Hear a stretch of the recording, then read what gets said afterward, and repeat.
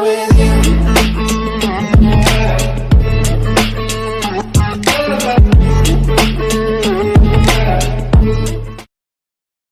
Selamat datang di channel saya Serangga Gatal. Jangan lupa di subrek, like and share. Mimin doakan semoga kita sehat semua. Oke, kita mulai. Jadi Murongyu telah terintegrasi dengan Saint Blood Draconic Falcon. Memaksa Murongyu untuk berintegrasi dengan roh iblisnya, Nili sudah memahami sepenuhnya kekuatan Murongyu. Kultivasi 6 nasib Murongyu, ditambah Saint Blood Draconic Falcon miliknya, sebenarnya cukup kuat. Bahkan jika Nili yakin bahwa dia akan menang, dia tahu bahwa itu akan terjadi setelah perjuangan yang pahit. Mungkin Nili bahkan harus mengungkapkan roh iblis keturunan naga miliknya. Namun, sekarang masih belum waktunya. Mengapa Nili perlu terlibat dalam pertempuran yang keras lagian? Sebelum dia menantang Murongyu, dia sudah membuat semua persiapan.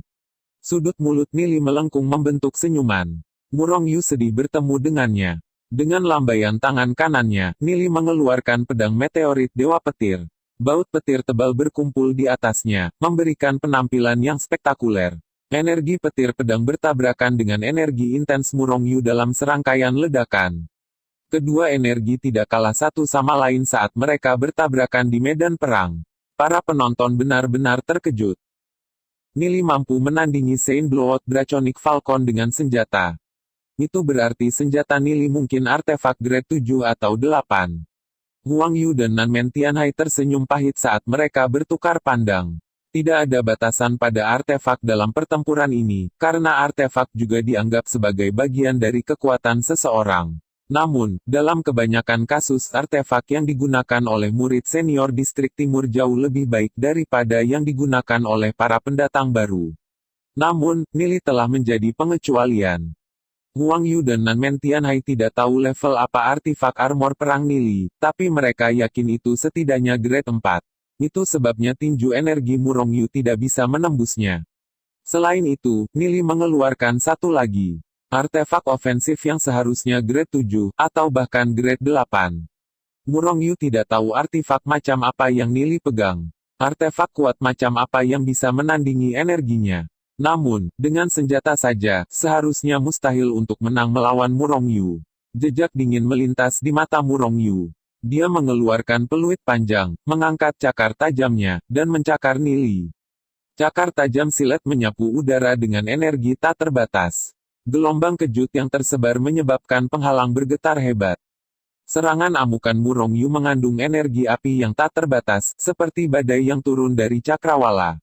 Beberapa api nyasar mendarat di tanah dan langsung menyebabkan retakan jaring laba-laba. Tampilan kekuatan Murongyu yang kuat benar-benar mengejutkan para penonton. Mereka tidak pernah berharap dia gitu kuat. Nili pasti sudah selesai. Para penonton berdiskusi dengan suara lembut. Mereka tidak pernah berpikir bahwa Nili benar-benar akan mampu memaksa Murongyu untuk keluar semua. Mereka tidak berpikir bahwa Nili, sebagai pendatang baru, masih bisa menghadapi Murongyu dalam situasi seperti itu. Beberapa pilar api mendarat di Nili dan membakar beberapa lubang di pakaiannya, mengungkapkan cahaya keperakan samar dari baju perangnya. Sama seperti Nili akan dilahap oleh api menakutkan itu, gelombang energi tak berbentuk menyebar dari tubuh Nili dan membentuk penghalang pelindung. Api yang menyala terus meledak, tapi mereka ditolak oleh penghalang pelindung, bahkan tidak mampu menggores Nili. Cakar Saint Blood Draconic Falcon mendarat di penghalang pelindung. Reboun yang kuat menyebabkannya terhuyung-huyung. Itu tidak mungkin. Murongyu meraung dalam hati. Sekarang dia telah bergabung dengan Saint Blood Draconic Falcon, bahkan seorang ahli tingkat 7 seharusnya tidak dapat menahan serangannya. Tapi ketika dia menyerang Nili, itu bahkan tidak menyebabkan sedikit pun kerusakan. Saat serangan Murongyu mendarat di penghalang, sudut mulut Nili melengkung menjadi senyum ringan. Dia melambaikan pedang meteorit Dewa Petir, mengumpulkan kilat ke atasnya. Dengan gelombang pedang, pilar petir turun. Pilar petir itu mendarat di Saint Blood Draconic Falcon. Murongyu langsung merasakan arus kuat mengalir melalui dirinya, menyebarkan sensasi mati rasa dan rasa sakit yang hebat ke seluruh tubuhnya. Meskipun pilar petir itu tidak bisa membunuhnya, itu masih menyebabkan dia terluka parah. Aku akan membunuhmu. Meskipun Murong Yu menderita luka berat, dia mengacungkan cakar tajamnya seperti orang gila dan menebas Nili. Murong Yu menghujani Nili. Namun, dia masih tidak bisa menembus pertahanan Nili. Nili benar-benar mengabaikan serangan Murong Yu. Dia mengacungkan pedang meteorit Dewa Petir lagi dan menembakkan pilar petir lainnya ke Murong Yu.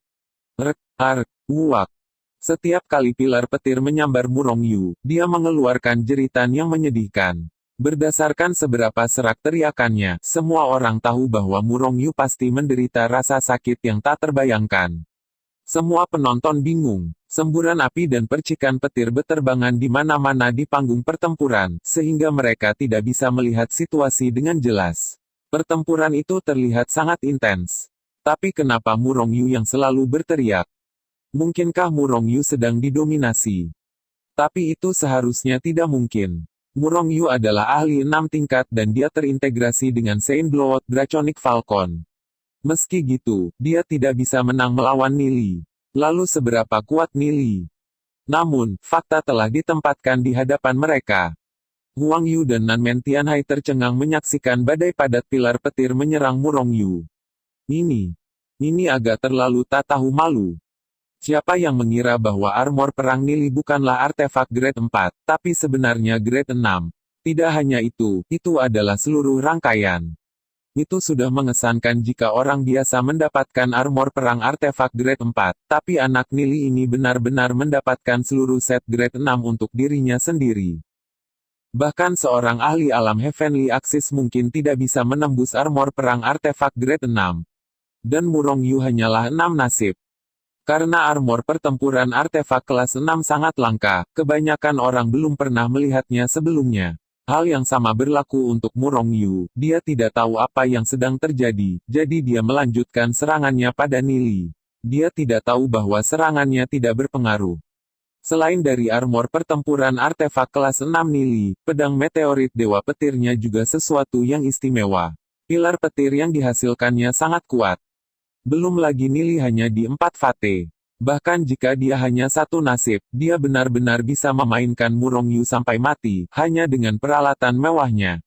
Namun, hal yang paling jahat adalah bahwa Nili berniat untuk mengalahkan Murong Yu secara menyeluruh. Dia terus-menerus mengirim pilar petir melalui Murong Yu, membuatnya berteriak saat dia sangat menderita. Itu terlalu jahat. Huang Yu merasakan kulit kepalanya kesemutan. Dia pernah mendengar bahwa beberapa waktu lalu, Murong Yu telah menginjak-injak Nili. Ini harus menjadi balas dendam Nili terhadap Murong Yu. Ini terlalu tak tahu malu. Nanmen Tianhai terdiam. Di masa lalu, tidak ada yang pernah mengalami situasi seperti itu sebelumnya. Seorang pendatang baru yang mengenakan 1 set artefak kelas 6 memukul seniornya dari distrik timur. Tidak ada prioritas untuk ini, oleh karena itu, tidak ada aturan apapun mengenai hal ini. Setelah kejadian ini, mereka mungkin perlu menulis ulang aturan dan melarang artefak kelas tinggi dari lapangan. Jeritan menyedihkan Murong Yu tidak ada habisnya. Ketika para penonton mendengarnya, mereka kurang lebih bisa mengetahui apa yang terjadi di dalam awan api dan kilat.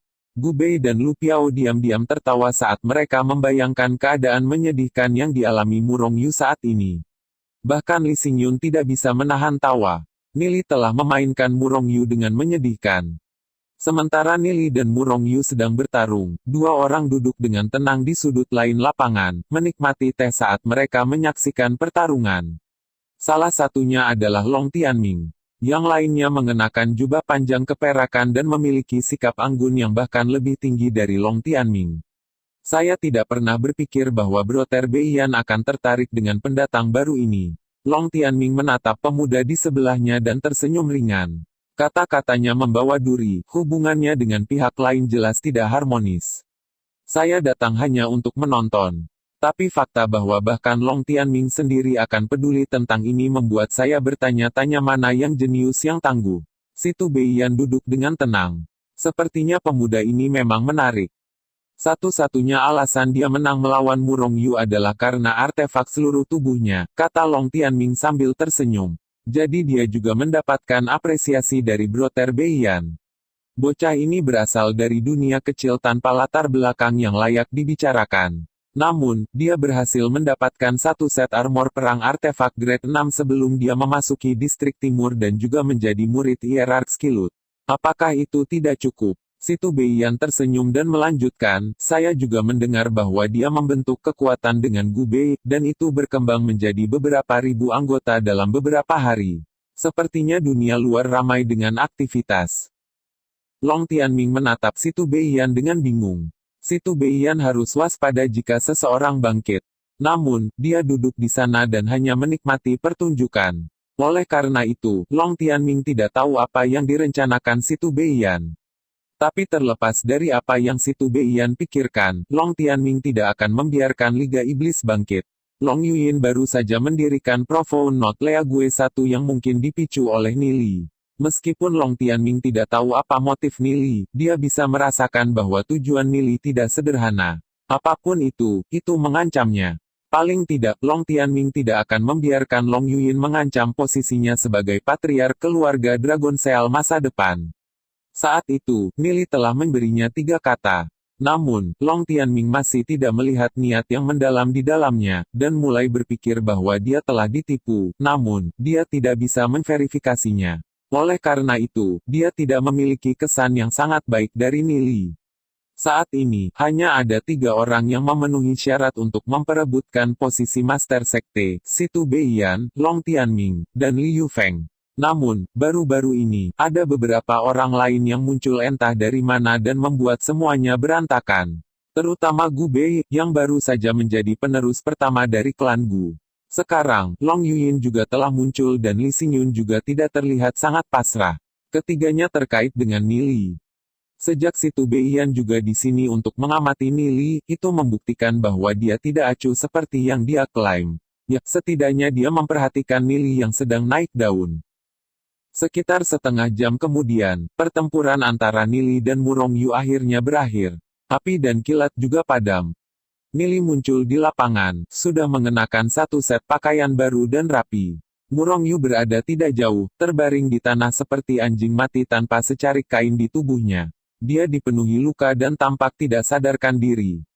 Para penonton menatap kosong ke pemandangan itu. Surga, apa yang terjadi? Murong Yu kalah.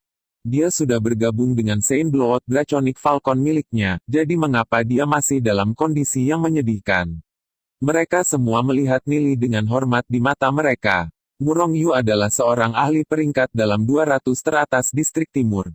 Dia adalah ahli paling berbakat dari tahun sebelumnya. Tapi dia benar-benar dipukuli gitu menyedihkan oleh Nili. Bukankah itu berarti Nili akan berada di peringkat 200 teratas saat memasuki distrik timur? Melihat Murong Yu telanjang di tanah, banyak gadis distrik timur tersipu merah dan segera membuang muka. Xiao Yu tidak bisa menahan perasaan wajahnya mendidih. Dia menatap Nili. Orang itu pasti melakukan ini dengan sengaja. Bahkan wajah Long Yuyin yang biasanya dingin pun menjadi merah. Gitu Murong Yu sadar kembali dan menyadari apa yang sedang terjadi, dia mungkin tidak akan memiliki kesopanan untuk menatap mata siapapun lagi. Penghinaan itu jelas lebih buruk daripada kematian. Saat itu, kamu mencuri sisik jiwaku di reruntuhan mengerikan. Hari ini, saya membalas Anda di bidang bela diri. Kami dianggap seimbang, kata Nili ringan sambil melirik Murong Yu, yang masih terbaring di tanah. Ketika siswa di distrik timur mendengar apa yang dikatakan Nili, mereka merasakan dorongan untuk muntah darah. Itu normal jika timbangan jiwamu dicuri.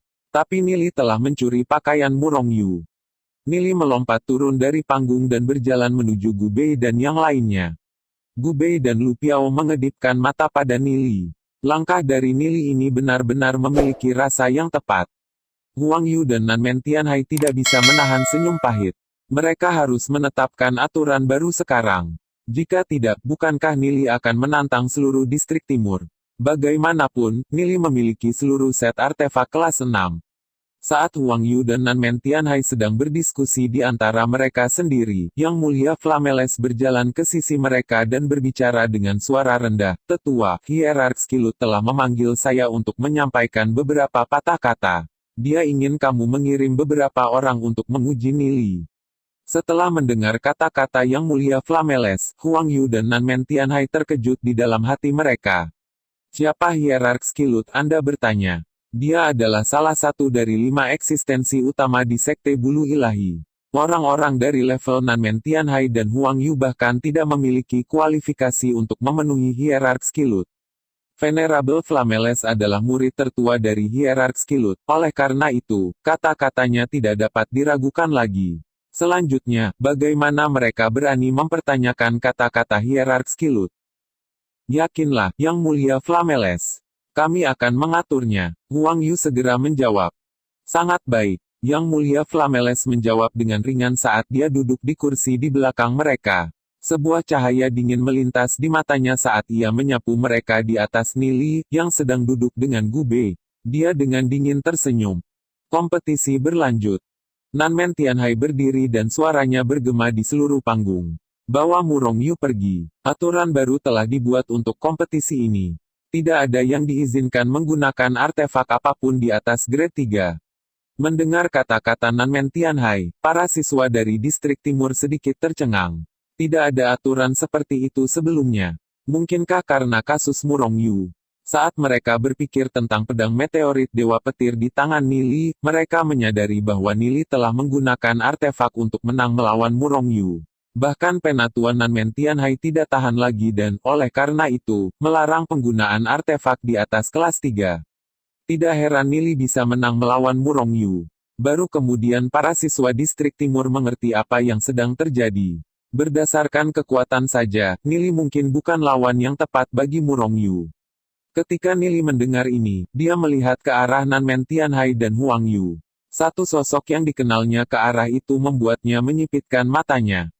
Dia tidak pernah menyangka Yang Mulia Flameles, yang dia hadapi di Aula Skilut, juga telah tiba. Jadi kita tidak bisa menggunakan artefak lagi.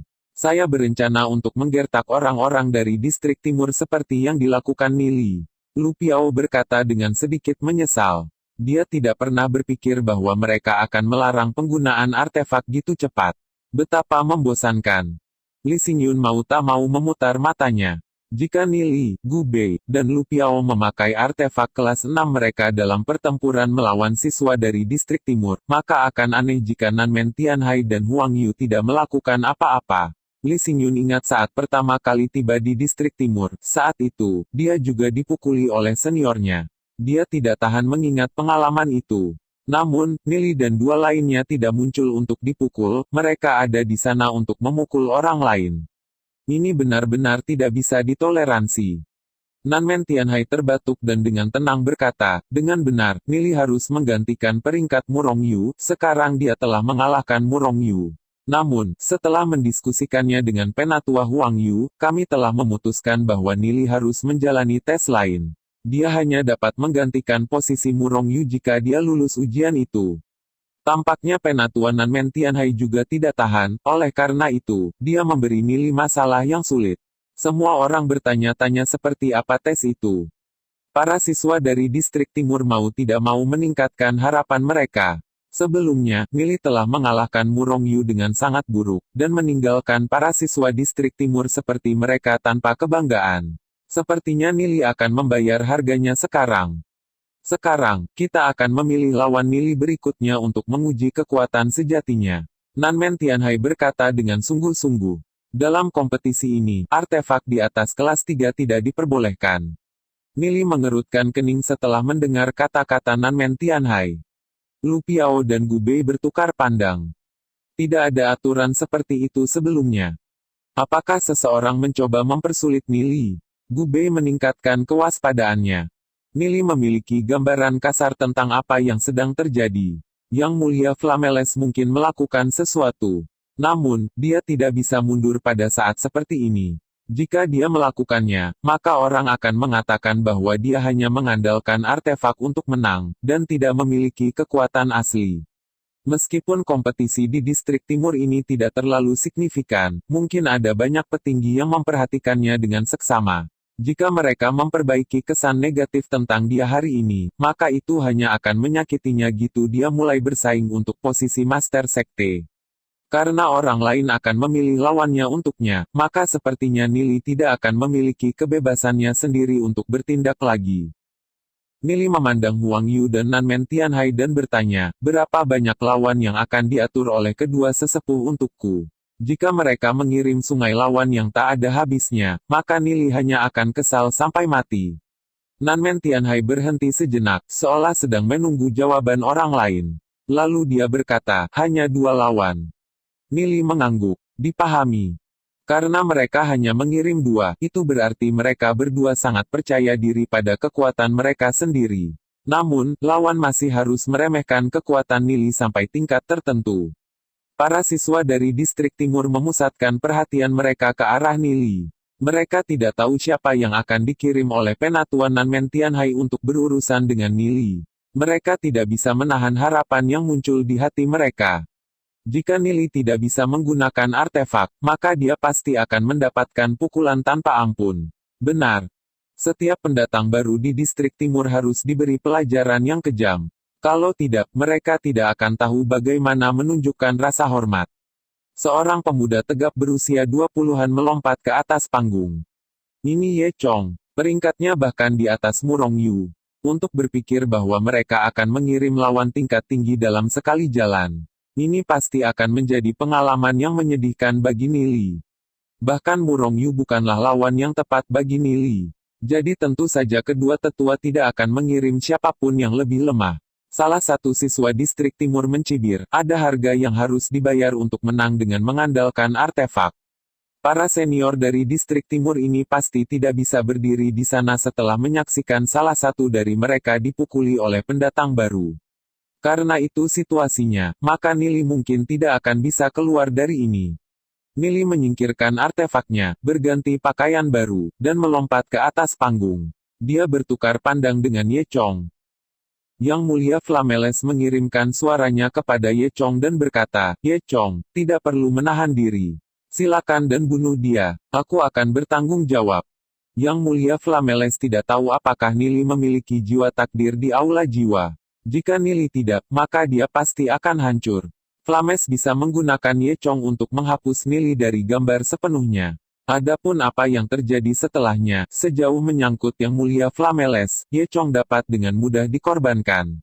Hati Ye Chong bergetar setelah mendengar kata-kata Yang Mulia Flameles. Dia tidak pernah berpikir bahwa Yang Mulia Flameles benar-benar ingin membunuh Nili. Hukuman untuk membunuh seseorang di dalam Institut Skisoul sangat berat. Pelaku akan dikurung di dalam rumah es. Namun, Ye Chong tidak bisa melanggar instruksi Yang Mulia Flameles. Dia dengan ringan menangkupkan tangannya ke arah Nili dan berkata, permisi. Cara yang mengesankan meledak dari Ye Chong. Auranya naik dengan cepat. Nili merasa tertekan saat dia melihat Ye Chong. Mata Ye Chong berkaca-kaca karena haus darah. Hati Nili menggigil saat dia mengerti apa yang sedang terjadi. Ye Chong mencoba membunuhnya di medan perang. Nili tidak memiliki dendam dengan dia, jadi mengapa dia mencoba untuk membunuh Nili? Jika Anda membunuh seseorang di dalam halaman Institut Skisoul, hukumannya akan sangat berat. Bahkan jika itu hanya kecelakaan selama kompetisi. Namun, Ye Chong masih memutuskan untuk melakukannya. Sepertinya Yang Mulia Flameles telah mengeluarkan perintah kematian kepada Ye Chong. Karena jiwa nasib Nili masih tidak stabil, dia tidak menempatkannya di aula jiwa. Dia tidak bisa membantu meningkatkan kewaspadaannya. Yang Mulia Flameles pasti tidak akan melepaskannya sampai dia mencapai tujuannya. Bahkan jika Ye Chong kalah, Yang Mulia Flameles masih bisa mengirim orang lain. Ide-ide dengan cepat melintas di benak Nili saat dia memikirkan bagaimana menghadapi situasi tersebut. Ini adalah pertama kalinya dia merasa hidupnya terancam, sejak datang ke Institut Skisoul. Memang, serangan dari musuh yang tersembunyi lebih sulit untuk dipertahankan. Energi surgawi tanpa batas berputar di sekitar Ye Chong, bertiup seperti gelombang pasang menuju Nili. Dia mengambil langkah maju, seolah-olah dia tidak ingin memberi Nili waktu untuk bereaksi. Dia mengeluarkan geraman rendah saat es tumbuh dari tubuhnya, mengubahnya menjadi binatang besar. Energi surgawi di lapangan melonjak dengan kuat, saat hawa dingin yang menusuk tulang mencoba membekukan segalanya. Aliran udara langsung membeku, seolah-olah dia baru saja mengarungi kolam berlumpur. Fragmen es yang tak terhitung jumlahnya berkumpul dengan kecepatan yang terlihat oleh mata, memantulkan cahaya biru saat mereka berputar di udara. Es berkumpul di kaki depan binatang itu, menyebarkan aura dingin yang tajam. Itu adalah binatang naga beku. Saat melihatnya, Huang Yu dan Nanmen Tianhai terkejut. Frost Dragon Beast ini juga memiliki tingkat pertumbuhan level luar biasa. Mau tak mau mereka melirik Yang Mulia Flameles. Jika ini benar-benar hanya sebuah ujian, maka tidak perlu mengirim seseorang yang gitu kuat sejak awal. Meskipun Nili telah menang melawan Murong Yu, Yang Mulia Flameles seharusnya bisa mengatakan bahwa Nili telah menang dengan mengandalkan artefak. Frost Dragon Beast itu maju selangkah. Energi beku dengan cepat menyebar ke seluruh bidang. Nili merasa seolah-olah bahkan energi surgawi dalam dirinya telah dibekukan, karena ia merasa sulit untuk mengambil satu langkah pun. Ini adalah aura es yang menyesakkan. Mati. Keganasan melintas di mata Frost Dragon Beast saat ia melambaikan tinjunya yang besar ke arah Nili. Es besar menghujani seperti badai, menelan Nili dengan energi menakutkan yang tak terlukiskan. Tanah pecah dan retakan menyebar. Tinju besar Frost Dragon Beast telah mendarat, menghancurkan tanah menjadi berkeping-keping. Para penonton tidak bisa menahan diri untuk mundur selangkah dan dengan takut menghirup udara dingin saat mereka merasakan fluktuasi energi yang menakutkan. Ye Chong terlalu menakutkan. Serangan itu tampak lebih kuat dari Murong Yu. Bisakah Nili memblokirnya tanpa artefaknya? Semua orang memusatkan perhatian mereka pada Nili. Ye Chong benar-benar lebih kuat dari Murong Yu. Sepertinya Yang Mulia Flameles tidak berencana memberi Nili satu kesempatan pun. Saat tinju besar Frost Dragon Beast hendak mendarat di tubuh Nili, dia tiba-tiba bergabung dengan Shadow Devil, berubah menjadi seberkas cahaya, dan menghilang. Tinju Frost Dragon Beast mendarat dan energi menakutkan tersapu dengan lapisan es tebal untuk langsung menutupi tanah. Namun, serangan itu meleset. Nili merasakan kekuatan kuat Frost Dragon Beast, dan mengerti bahwa jika dia tidak menghindar, maka konsekuensinya pasti akan sangat parah. Dia dengan cepat terbang ke belakang Frost Dragon Beast, langsung muncul dengan panda bertaringnya, dan meludahkan bola cahaya hitam dan putih. Bola cahaya menari-nari saat meluncur menuju Frost Dragon Beast. Sekian dulu update-annya, tunggu lanjutannya di channel saya Serangga Gatal, di subscribe ya guys. Terima kasih.